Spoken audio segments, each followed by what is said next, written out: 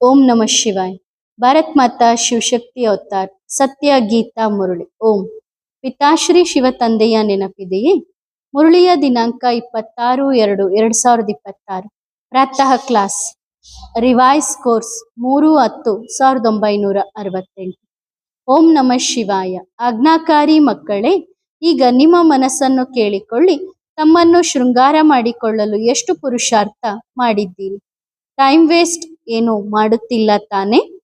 ತಂದೆ ಎಚ್ಚರಿಸುತ್ತಾರೆ, ವ್ಯರ್ಥ ಮಾತುಗಳಲ್ಲಿ ಎಲ್ಲಿಯೂ ಸಮಯವನ್ನು ಕಳೆಯಬೇಡಿ. ಒಬ್ಬ ತಂದೆಯ ಶ್ರೀಮತದಲ್ಲಿ ಸ್ಥಿರವಾಗಿರಿ. ಮನುಷ್ಯ ಮತದಂತೆ ನಡೆಯಬೇಡಿ. ಓಂ ನಮಃ ಶಿವಾಯ. ಆತ್ಮಿಕ ಜಾದೂಗಾರ ತಂದೆ ಆತ್ಮಿಕ ಮಕ್ಕಳಿಗೆ ಯಾರು ತಂದೆಗಿಂತಲೂ ತೀಕ್ಷ್ಣ ಜಾದೂಗಾರರಾಗಿದ್ದಾರೋ ಅವರಿಗೆ ತಿಳಿಸಿ ಹೇಳುತ್ತಿದ್ದಾರೆ, ನೀವಿಲ್ಲಿ ಏನು ಮಾಡುತ್ತಿದ್ದೀರಿ? ಇಲ್ಲಿ ಕುಳಿತುಕೊಂಡು ಯಾವುದೇ ಚುರುಮುರು ಅಂದರೆ ಗಲಾಟೆ ಗದ್ದಲ ಮಾಡಬಾರದು. ಸಾಜನ್ ಹೇಳುತ್ತಾರೆ, ಇಲ್ಲಿ ನೀವು ಕುಳಿತು ನೀವೇನು ಮಾಡುತ್ತೀರಿ? ತಂದೆ ಅಥವಾ ಸಾಜನ್ ಸಜನಿಯರಿಗೆ ಯುಕ್ತಿಯನ್ನು ತೇಳುತ್ತಿದ್ದಾರೆ. ತಮ್ಮನ್ನು ನೀವು ಹೀಗೆ ಶೃಂಗರಿಸಿಕೊಳ್ಳುತ್ತಿದ್ದೀರಿ ಅಂದರೆ ಲಕ್ಷ್ಮೀನಾರಾಯಣರಂತೆ ಶೃಂಗಾರ ಮಾಡಿಕೊಳ್ಳುತ್ತಿದ್ದೀರಿ. ಹೌದು, ಎಲ್ಲರೂ ಕುಳಿತಿದ್ದೀರಿ. ನಂಬರ್ ವಾರ್ ಪುರುಷಾರ್ಥ ಅಂತೂ ಇದ್ದೇ ಇದೆ. ತಂದೆ ಹೇಳುತ್ತಾರೆ, ಶೃಂಗಾರ ಮಾಡಿಕೊಳ್ಳುವವರಾಗಬೇಕು. ನಿಮ್ಮ ಗುರಿ ಮತ್ತು ಉದ್ದೇಶ ಇದೇ ಆಗಿದೆ. ಭವಿಷ್ಯ ಅಮರಪುರಿಗಾಗಿ ಇಲ್ಲಿ ಕುಳಿತು ನೀವು ಸ್ವರ್ಗದ ಶೃಂಗಾರಕ್ಕಾಗಿ ಪುರುಷಾರ್ಥ ಮಾಡುತ್ತಿದ್ದೀರಿ. ಇದಕ್ಕೆ ಏನೆಂದು ಹೇಳುವುದು? ಸಂಪಾದನೆ ಎಂದು ಹೇಳುವುದೇ? ಇಲ್ಲಿ ಕುಳಿತು ನೀವು ತಮ್ಮನ್ನು ಚೇಂಜ್ ಮಾಡಿಕೊಳ್ಳುತ್ತಿದ್ದೀರಿ. ಹೇಳುತ್ತಾ, ಕುಳಿತುಕೊಳ್ಳುತ್ತಾ, ನಡೆಯುತ್ತಾ, ತಿರುಗಾಡುತ್ತಾ ತಂದೆ ಈ ಮನ್ಮನಾಭವದ ಕೀಲಿ ಕೈಯನ್ನು ಕೊಟ್ಟಿದ್ದಾರೆ ಅಷ್ಟೇ. ಇದನ್ನು ಬಿಟ್ಟು ಬೇರೆ ಯಾವುದೇ ವ್ಯರ್ಥ ಮಾತುಗಳನ್ನು ಕೇಳಿ ಅಥವಾ ಹೇಳಿ ಟೈಮ್ ವೇಸ್ಟ್ ಮಾಡಬಾರದು. ನೀವು ನಿಮ್ಮ ಶೃಂಗಾರದಲ್ಲಿಯೇ ತೊಡಗಿಕೊಳ್ಳಿರಿ. ಬೇರೆಯವರು ಮಾಡುತ್ತಾರೋ ಇಲ್ಲವೋ ಅದರಲ್ಲಿ ನಿಮ್ಮದೇನೋ ಹೋಗುತ್ತದೆ. ನೀವು ನಿಮ್ಮ ಪುರುಷಾರ್ಥದಲ್ಲಿರಿ. ಎಷ್ಟು ತಿಳುವಳಿಕೆಯ ಮಾತಾಗಿದೆ. ಯಾರಾದರೂ ಹೊಸಬರು ಕೇಳಿದರೆ ಅವಶ್ಯವಾಗಿ ಆಶ್ಚರ್ಯ ಪಡುತ್ತಾರೆ. ನಿಮ್ಮಲ್ಲಿ ಕೆಲವರು ತಮ್ಮ ಶೃಂಗಾರ ಮಾಡಿಕೊಳ್ಳುತ್ತಿದ್ದಾರೆ, ಇನ್ನು ಕೆಲವರು ಶೃಂಗಾರವನ್ನು ಹಾಳು ಮಾಡಿಕೊಳ್ಳುತ್ತಿದ್ದಾರೆ. ಟೈಮ್ ವೇಸ್ಟ್, ಪರಚಿಂತನೆ ಇತ್ಯಾದಿಗಳಲ್ಲಿ ತೊಡಗಿರುತ್ತಾರೆ. ತಂದೆ ಮಕ್ಕಳಿಗೆ ತಿಳಿಸಿ ಹೇಳುತ್ತಾರೆ, ನೀವು ಕೇವಲ ತಮ್ಮನ್ನು ನೋಡಿಕೊಳ್ಳಿ, ನಾವೇನು ಮಾಡುತ್ತಿದ್ದೇವೆ ಎಂದು. ಎಲ್ಲರಿಗೂ ಬಹಳ ಚಿಕ್ಕ ಯುಕ್ತಿಯನ್ನು ಹೇಳಲಾಗಿದೆ. ಮನ್ಮನಾಭವ ಅಷ್ಟೇ, ಒಂದೇ ಅಕ್ಷರ ಸಾಕು. ನಾವಿಲ್ಲಿ ಕುಳಿತಿದ್ದೀವಿ, ಆದರೆ ಬುದ್ಧಿಯಲ್ಲಿದೆ ಇಡೀ ಸೃಷ್ಟಿ ಚಕ್ರವನ್ನು ನಾವು ಹೇಗೆ ಸುತ್ತುತ್ತಾ ಬಂದಿದ್ದೇವೆ ಎಂದು. ಈಗ ನಾವು ಮತ್ತೆ ವಿಶ್ವದ ಶೃಂಗಾರ ಮಾಡುತ್ತಿದ್ದೇವೆ. ನೀವು ಎಷ್ಟು ಪದ್ಮಾಪದಂ ಭಾಗ್ಯಶಾಲಿಗಳಾಗಿದ್ದೀರಿ. ಇಲ್ಲಿ ಕುಳಿತು ನೀವು ಎಷ್ಟೊಂದು ಕಾರ್ಯ ಮಾಡುತ್ತೀರಿ. ಬಾಬಾ ಕೈ ಕಾಲುಗಳನ್ನೇನು ಬಳಸುವುದಿಲ್ಲ, ಕೇವಲ ವಿಚಾರದ ಮಾತಾಗಿದೆ.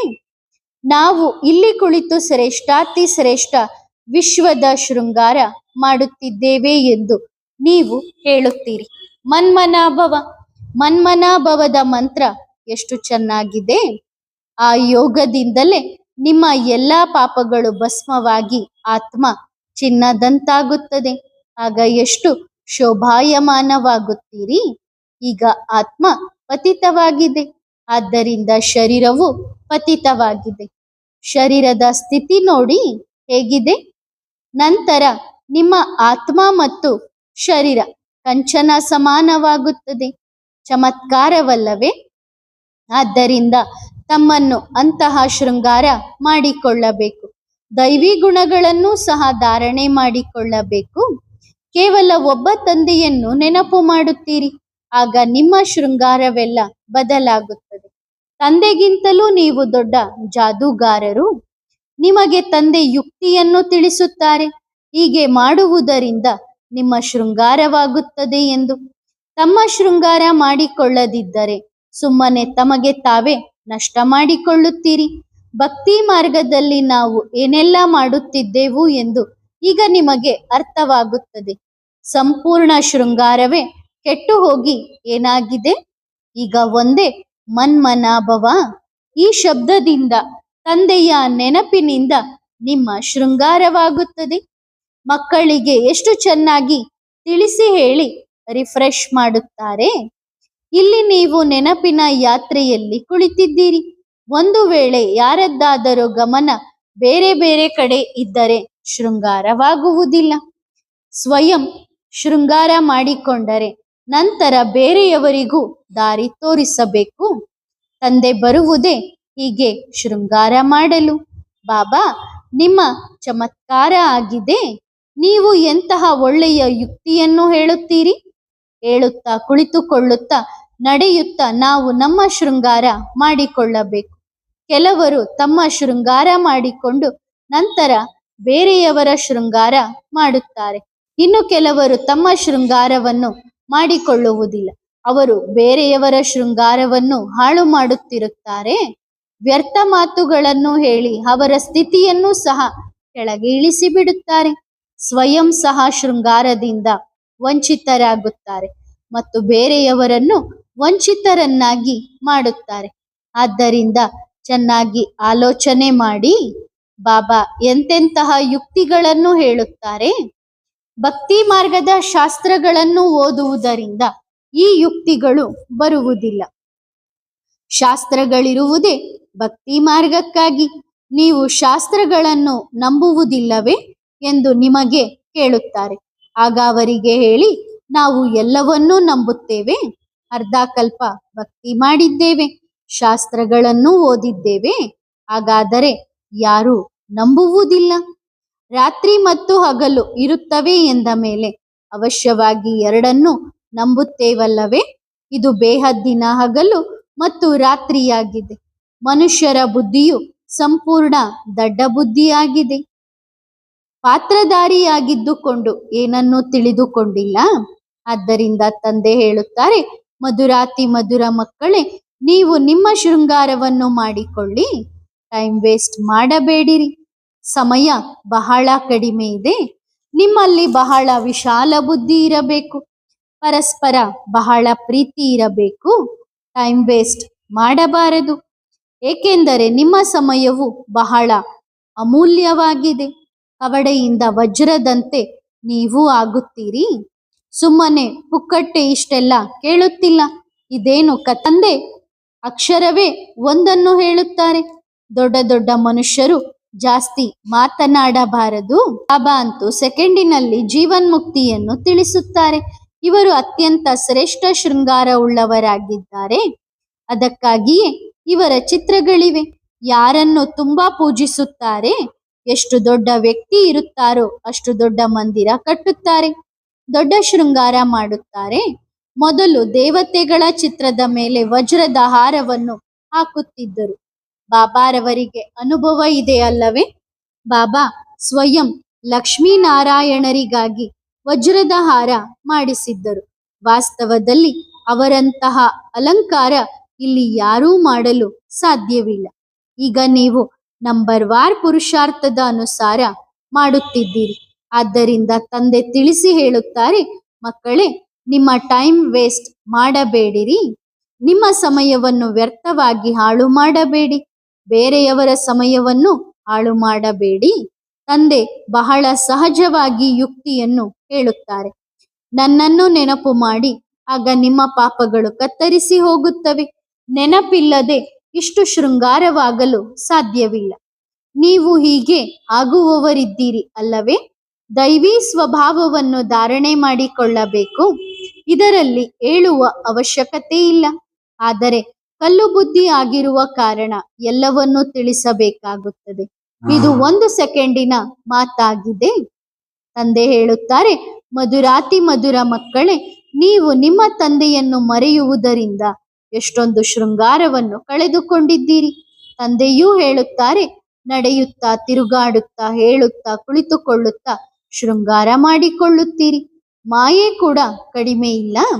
ಕೆಲವರು ಬರೆಯುತ್ತಾರೆ, ಬಾಬಾ, ನಿಮ್ಮ ಮಾಯೆ ತುಂಬಾ ತೊಂದರೆ ಕೊಡುತ್ತದೆ. ಅರೆ, ನಮ್ಮ ಮಾಯೆ ಎಲ್ಲಿದೆ? ಇದು ಆಟವಾಗಿದೆ. ನಾನು ನಿಮ್ಮನ್ನು ಮಾಯೆಯಿಂದ ಬಿಡಿಸಲು ಬಂದಿದ್ದೇನೆ. ನನ್ನ ಮಾಯೆ ಮತ್ತೆ ಎಲ್ಲಿಯದು? ಆ ಸಮಯದಲ್ಲಿ ಪೂರ್ತಿ ಇವಳದ್ದೇ ರಾಜ್ಯವಿರುತ್ತದೆ. ಅಂದರೆ ದ್ವಾಪರ ಕಲಿಯುಗದಿಂದ ಮಾಯೆಯದ್ದೇ ರಾಜ್ಯವಿರುತ್ತದೆ. ಹೇಗೆ ಆ ರಾತ್ರಿ ಮತ್ತು ಹಗಲಿನಲ್ಲಿ ಸೆಕೆಂಡಿನ ವ್ಯತ್ಯಾಸವೂ ಆಗಲು ಸಾಧ್ಯವಿಲ್ಲವೋ ಹಾಗೆಯೇ ಇವು ಬೇಹದ್ದಿನ ರಾತ್ರಿ ಮತ್ತು ಹಗಲಾಗಿವೆ. ಇದರಲ್ಲಿ 1 ಸೆಕೆಂಡಿನ ವ್ಯತ್ಯಾಸವೂ ಆಗಲು ಸಾಧ್ಯವಿಲ್ಲ. ಈಗ ನೀವು ಮಕ್ಕಳು ನಂಬರ್ ವಾರ್ ಪುರುಷಾರ್ಥದ ಅನುಸಾರ ಇಂತಹ ಶೃಂಗಾರ ಮಾಡಿಕೊಳ್ಳುತ್ತಿದ್ದೀರಿ. ತಂದೆ ಹೇಳುತ್ತಾರೆ, ಚಕ್ರವರ್ತಿ ರಾಜ ಆಗಬೇಕೆಂದರೆ ಚಕ್ರವನ್ನು ತಿರುಗಿಸುತ್ತೀರಿ. ಬಲೆ ಗೃಹಸ್ಥ ವ್ಯವಹಾರದಲ್ಲಿ ಇರಿ. ಇದರಲ್ಲಿ ಪೂರ್ತಿ ಬುದ್ಧಿಯಿಂದಲೇ ಕೆಲಸ ತೆಗೆದುಕೊಳ್ಳಬೇಕು. ಆತ್ಮದಲ್ಲಿಯೇ ಮನಸ್ಸು ಬುದ್ಧಿ ಇದೆ. ಇಲ್ಲಿ ನಿಮಗೆ ಹೊರಗಿನ ಗೊಂದಲದ ದಂಧೆ ವ್ಯವಹಾರ ಏನೂ ಇಲ್ಲ. ಇಲ್ಲಿ ನೀವು ಬರುವುದೇ ತಮ್ಮನ್ನು ಶೃಂಗಾರ ಮಾಡಿಕೊಳ್ಳಲು, ರಿಫ್ರೆಶ್ ಆಗಲು. ತಂದೆ ಓದಿಸುವುದು ಎಲ್ಲರಿಗೂ ಒಂದೇ ರೀತಿ. ಇಲ್ಲಿ ತಂದೆಯ ಬಳಿ ಬರುತ್ತೀರಿ ಹೊಸ ಹೊಸ ಪಾಯಿಂಟ್ಸ್ಗಳು ಸಮ್ಮುಖದಲ್ಲಿ ಕೇಳಲು. ನಂತರ ಮನೆಗೆ ಹೋದರೆ ಏನೆಲ್ಲ ಕೇಳಿದ್ದೀರೋ ಅದು ಬುದ್ಧಿಯಿಂದ ಹೊರಗೆ ಹೊರಟು ಹೋಗುತ್ತದೆ. ಇಲ್ಲಿಂದ ಹೊರಗೆ ಕಾಲಿಡುತ್ತಿದ್ದಂತೆಯೇ ಬುದ್ಧಿಯ ಜೋಳಿಗೆಯನ್ನು ಕೊಡವಿ ಬಿಡುತ್ತೀರಿ.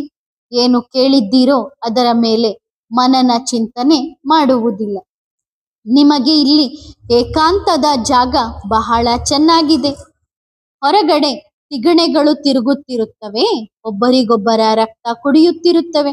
ಅಂದರೆ ವ್ಯರ್ಥ ವಿಚಾರಗಳನ್ನು ಮಾಡುವವರು ಹೊರಗಡೆ ಬಹಳ ಜನ ಇದ್ದಾರೆ. ಒಬ್ಬರಿಗೊಬ್ಬರ ರಕ್ತವನ್ನು ಅಂದರೆ ವ್ಯರ್ಥ ವಿಚಾರಗಳನ್ನು ತಿನ್ನುತ್ತಿರುತ್ತಾರೆ ಮತ್ತು ಕೊಡುತ್ತಿರುತ್ತಾರೆ. ಆದ್ದರಿಂದ ತಂದೆ ಮಕ್ಕಳಿಗೆ ತಿಳಿಸಿ ಹೇಳುತ್ತಾರೆ, ಇದು ನಿಮ್ಮ ಅತ್ಯಮೂಲ್ಯ ಸಮಯವಾಗಿದೆ. ಇದನ್ನು ನೀವು ವೇಸ್ಟ್ ಮಾಡಬೇಡಿರಿ. ತಮ್ಮನ್ನು ಶೃಂಗಾರ ಮಾಡಿಕೊಳ್ಳುವ ಬಹಳ ಯುಕ್ತಿಗಳು ಸಿಗುತ್ತವೆ. ಈಗ ಶಾಸ್ತ್ರಗಳ ಹೊಟ್ಟನ್ನು ಬುದ್ಧಿಯಿಂದ ತೆಗೆಯಿರಿ. ನಾನು ಸರ್ವ ಆತ್ಮರ ಉದ್ಧಾರ ಮಾಡಲು ಬರುತ್ತೇನೆ. ನಾನು ಬಂದಿದ್ದೇನೆ ನಿಮ್ಮನ್ನು ವಿಶ್ವದ ಮಾಲೀಕರನ್ನಾಗಿ ಮಾಡಲು. ಆದ್ದರಿಂದ ಈಗ ನನ್ನನ್ನು ಅಂದರೆ ತಂದೆಯನ್ನು ನೆನಪು ಮಾಡಿರಿ.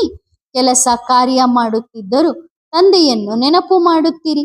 ಇಷ್ಟೆಲ್ಲ ಬೇಹದ್ದಿನ ಆತ್ಮರುಗಳು ಪ್ರಿಯತಮೆಯರಾಗಿದ್ದಾರೆ. ಒಬ್ಬ ಪರಮಪಿತ ಪರಮಾತ್ಮ ಪ್ರಿಯತಮ ಆಗಿದ್ದಾರೆ.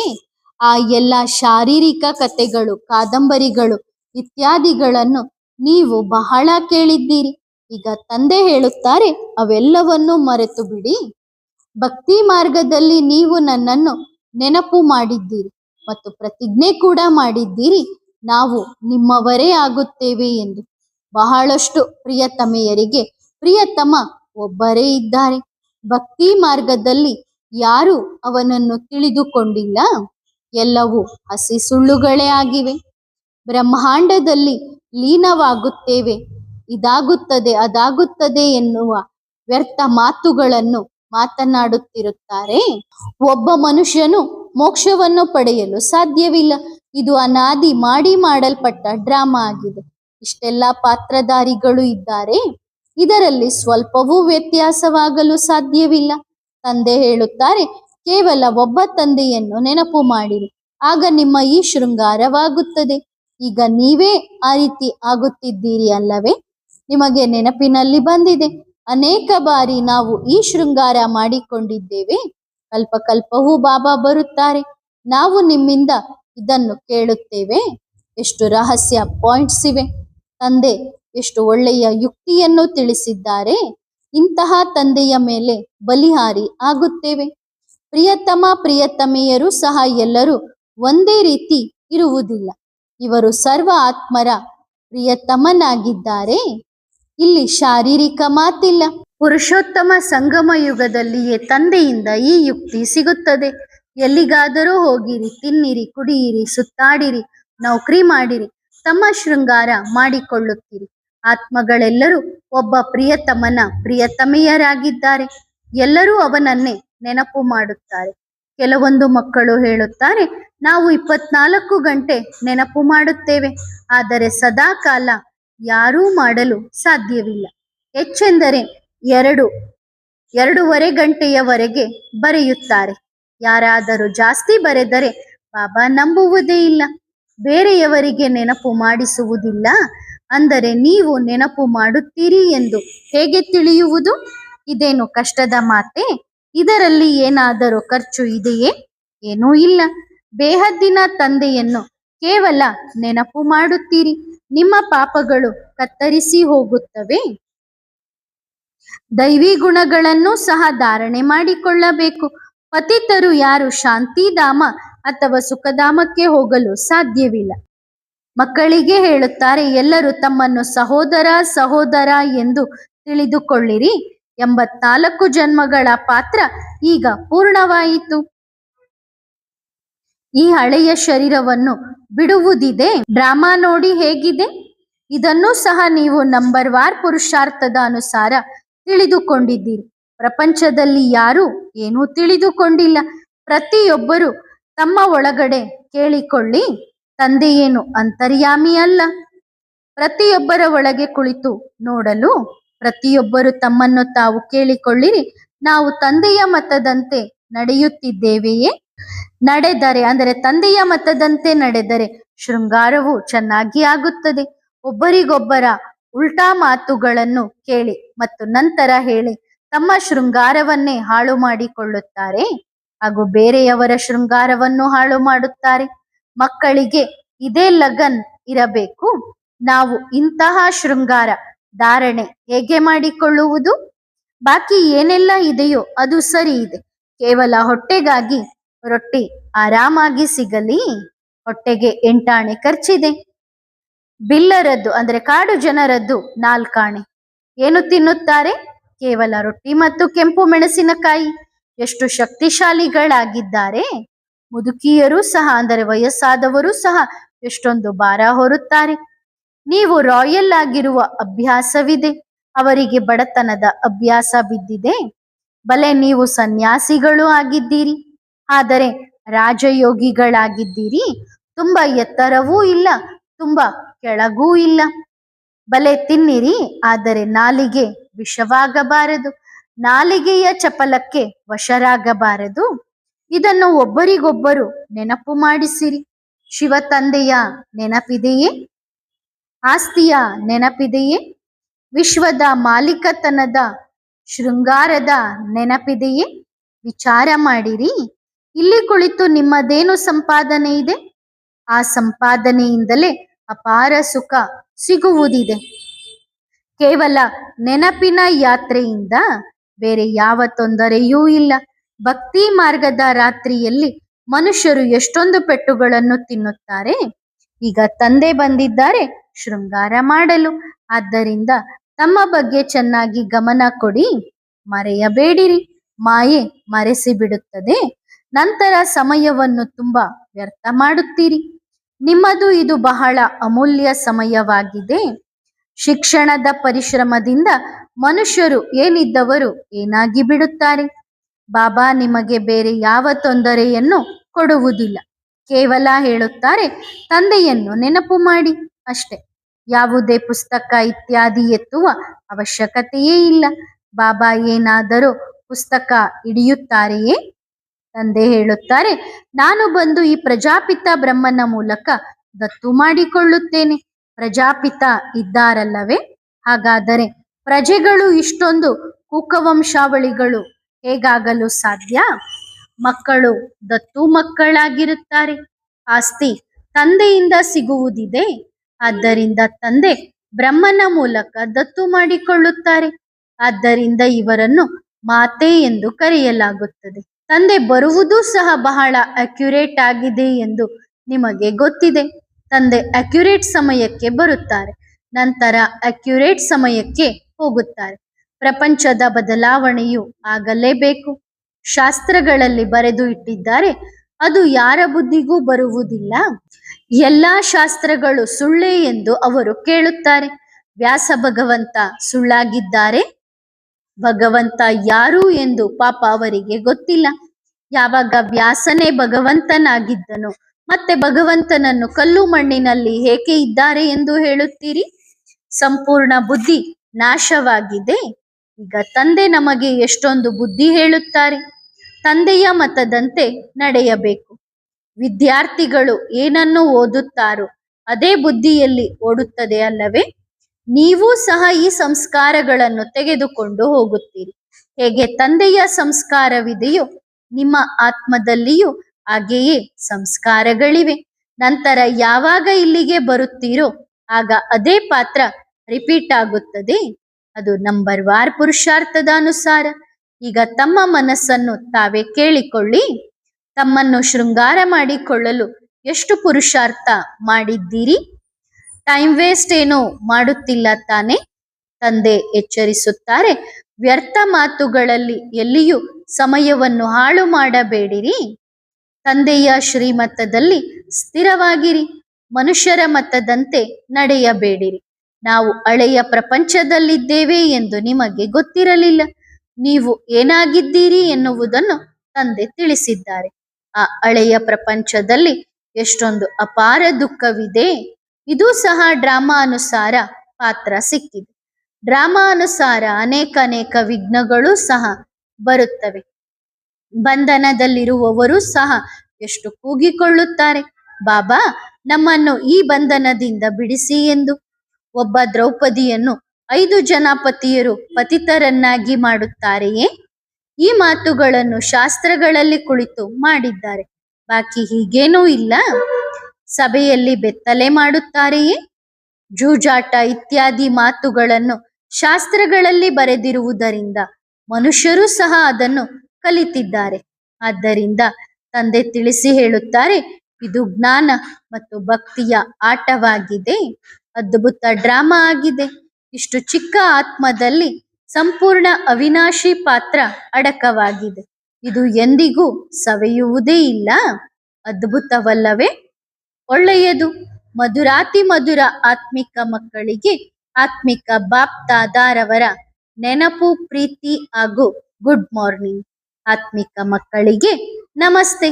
ಆತ್ಮಿಕ ಮಕ್ಕಳು ಆತ್ಮಿಕ ತಂದೆಗೆ ಮಾಡುವ ನಮಸ್ತೆ ನಮಸ್ತೆ ನಮಸ್ತೆ.